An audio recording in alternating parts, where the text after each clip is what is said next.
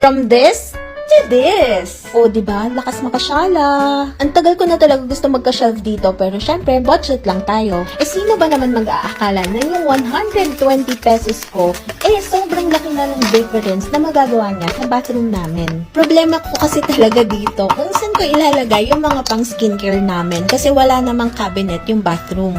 And me, madalas ko makalimutan mag-skincare kasi sabog-sabog yung mga gamit namin.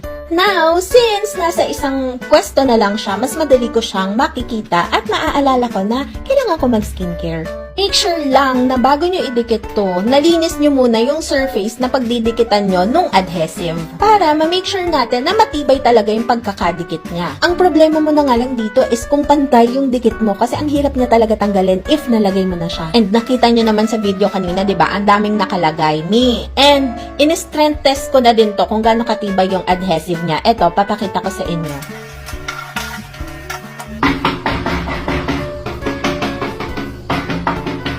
And if ever things got messy, madali lang siyang linisin kasi nakahook lang siya dyan sa adhesive. So, natatanggal mo siya para linisin.